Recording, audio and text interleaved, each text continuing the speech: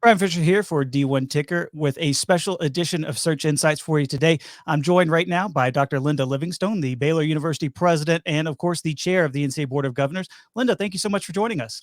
Well, I'm happy to be with you, Bryan. I appreciate the time today. Absolutely. Well, we got a lot to get into, and so we can jump right into it. But the reason we wanted to have you on is, of course, the search for Mark Emmert's successor is certainly underway. I'm curious, as your position as board chair, could you maybe give the membership a little bit of an update in terms of what the process is going to look like and what kind of time frame everybody is kind of looking for at this point?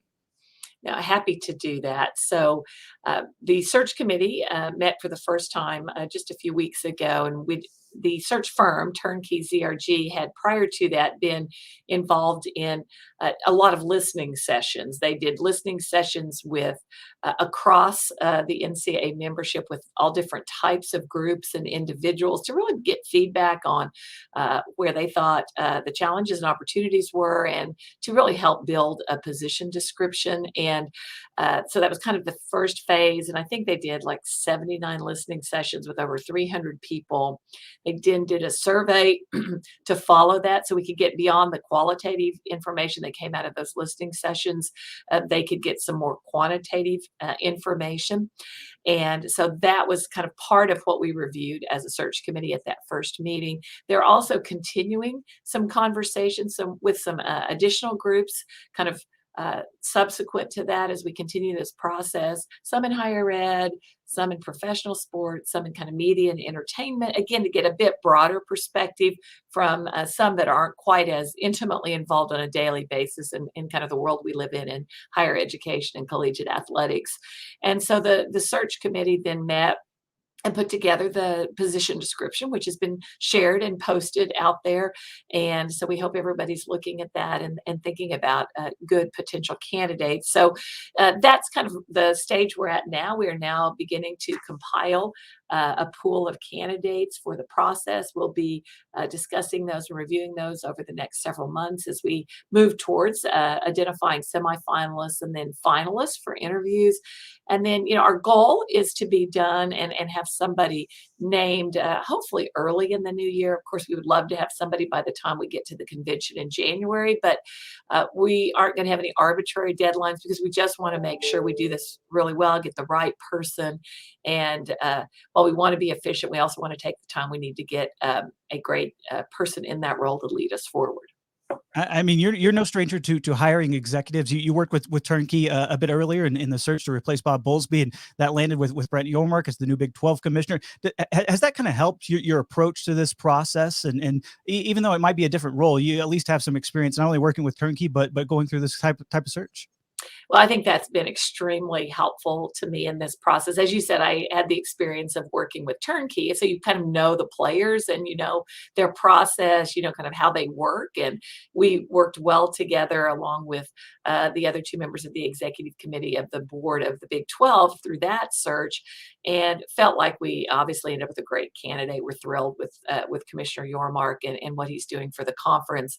And then as you go through that process for a conference commissioner, while the issues can be different at the conference level, they are still all about college athletics and what's going to be the future and how do we best position ourselves. And so this kind of raises it to the next level on kind of a national scale. And frankly, not just about one conference, but about all the conferences across all of the divisions. So it becomes even more complex, more diverse in terms of what the issues are that the individual is going to deal with. But I do think that experience in the Big 12 was very valuable to me in helping think about how we want to conduct this search, how we'll work with Turnkey, and then, frankly, the types of people we might want to look at and the kinds of skill sets we're going to need as we go through this process. Well, speaking of types of people, the past two full-time NCAA presidents have been university presidents in a previous life. All but one has been a white man. How important is it to have a diverse group of candidates with a diverse set of backgrounds as well? Well, I think if you read the position description that we put out, you will see that there's a really broad set of skills that we're talking about and looking for. And we think that those could come from any number of industries or types of organizations. And so, we need a really strong leader that can move us forward in a very complex environment. And so, you know, higher education has certainly been where the last couple have come from, but that doesn't mean that's where they need to come from now. We want to really uh, reach broadly to determine where that person could come from and what kind of industry or background might be most appropriate to lead us forward.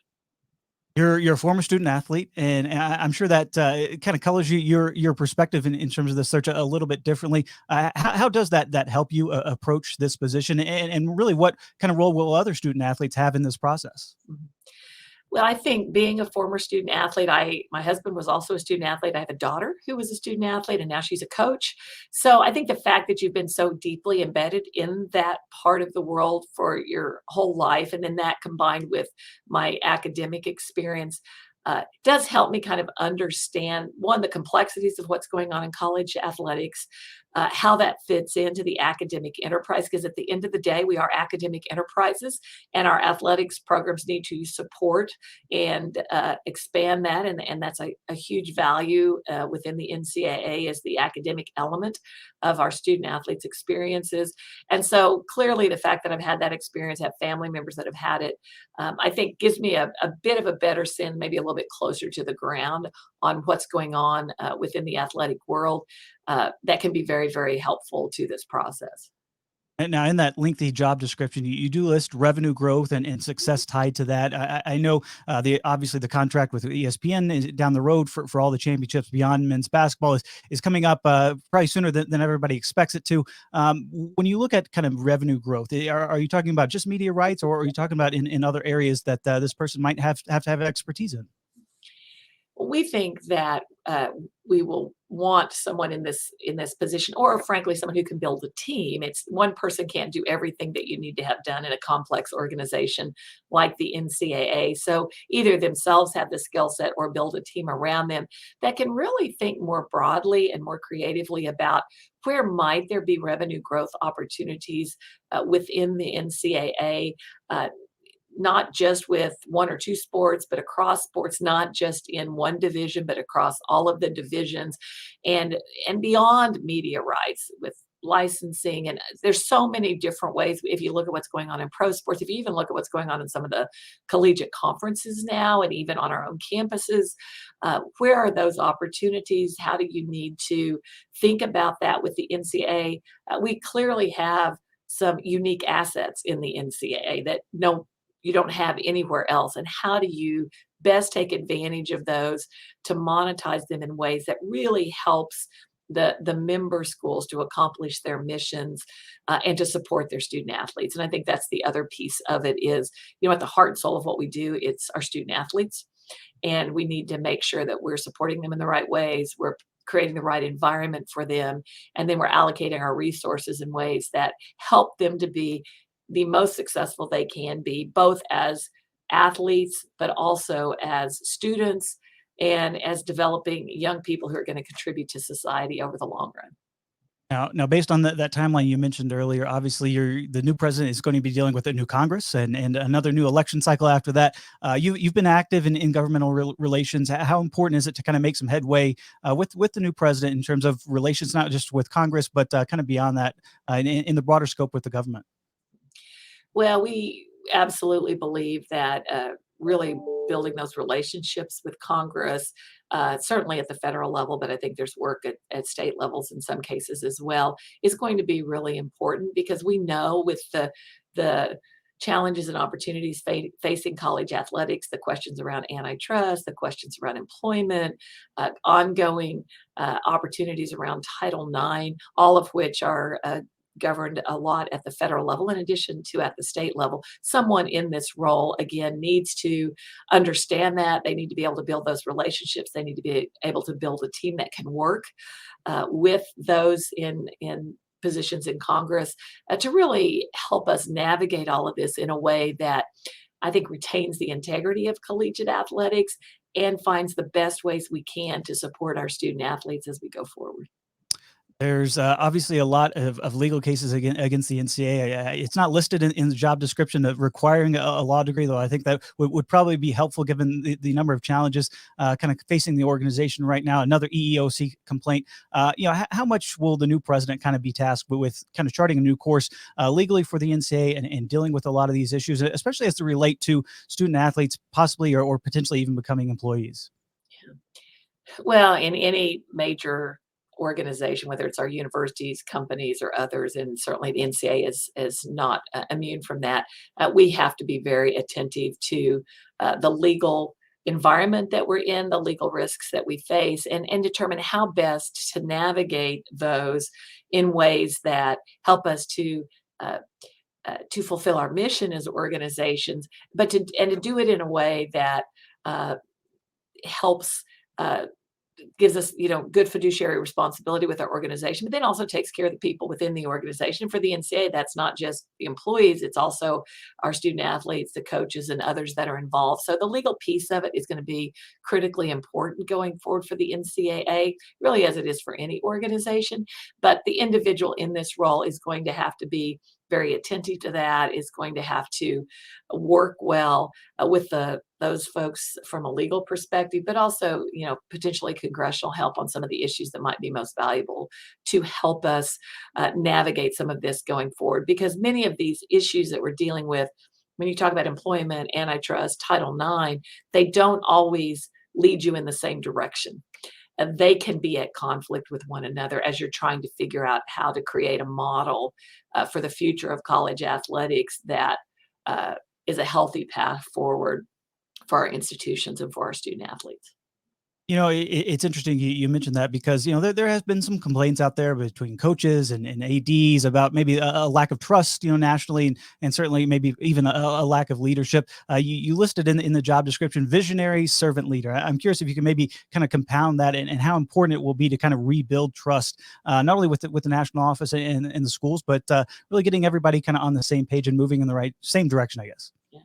Well, it is one of the qualities that we've talked a lot about in this process, and then frankly, we've heard a lot about is there has been a breakdown in trust, some rightly, maybe some not so legitimate, but it's there, and it's something we have to deal with in the NCAA. And so it will be really important for this individual to be respected, to gain the trust of those inside and outside, as you say, of the NCAA, because we only make progress on these really hard, complex national issues if there's kind of trust in the people in the process and trust in the organization in the process that is really trying to do what's in the best interest of our student athletes and collegiate athletics broadly. And so the credibility of the person, their ability to build relationships and gain trust is going to be, I think, critically important to the success of not just this individual, but the NCAA more broadly as we go forward.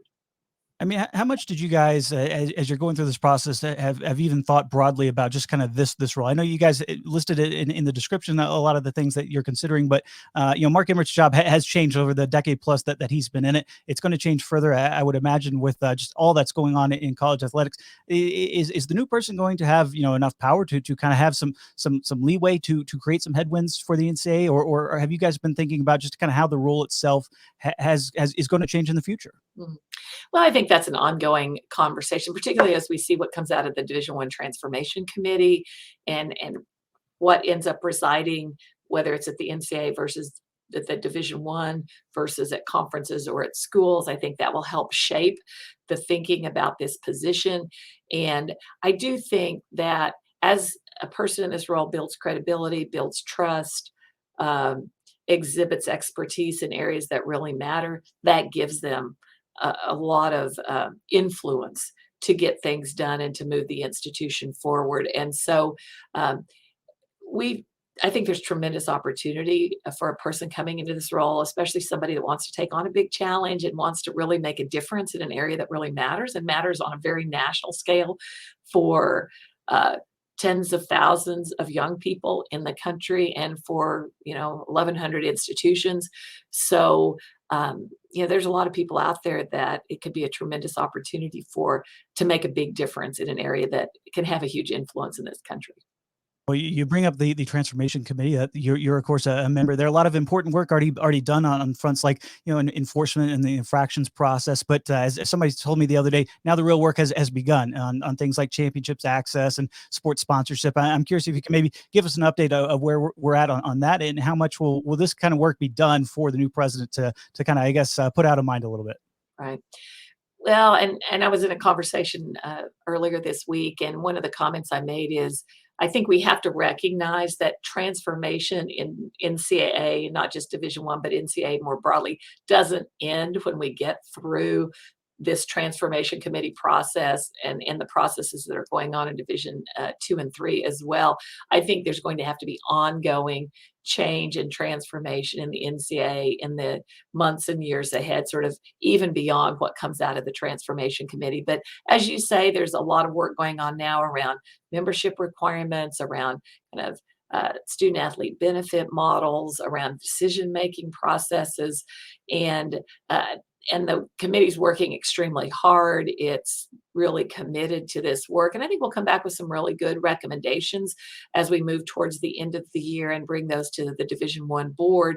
But I also think that this work isn't going to be done with the transformation committee at Division One or Two or Three. It's work that's going to have to take ongoing leadership, ongoing effort to continue to evolve the organization in the months to come. So I think there's going to be tremendous opportunity for a new president, not just to work on maybe implementation of some of the things that have already been done in the transformation committee, but to continue to impact some of these areas that will need ongoing work and effort as we kind of see how the landscape changes. And I think, as we know, it's going to keep changing. We can't anticipate that there's going to be a lot of stability, and every organization is facing that. This is not unique to the NCAA, and so I think in a way, for someone that likes to deal with change and likes to make a difference in an organization, it's a tremendous opportunity. Well, you mentioned just the amount of transformation that's coming. I know there's concerns, rightfully so, for a lot of Division One schools out there, and even below that, that might be looking to move up into Division One. As you get through this transformation committee, and you're getting into kind of some of the nitty gritty details, what would you kind of say to some of those that are concerned?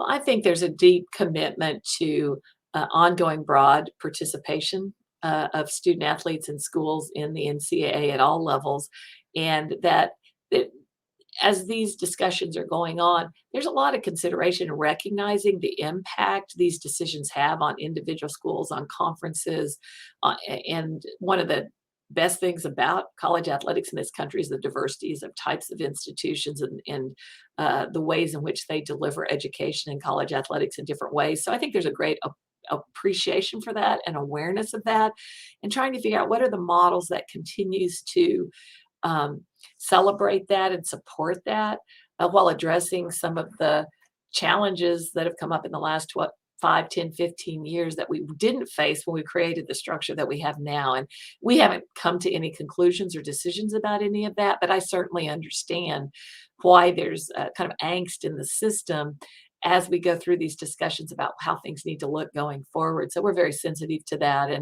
and are, taking those perspectives into consideration as we look at what Division One might look like as we go forward. Perhaps the busiest person around college athletics. So we thank you so much for your time. You got a lot of big work ahead, not only in the transformation committee, but on the board as well as this big search coming up to replace Mark Emmert as NCAA president. Dr. Linda Livingstone of Baylor University, thank you so much for joining us. Happy to be with you, Brian. Thank you so much.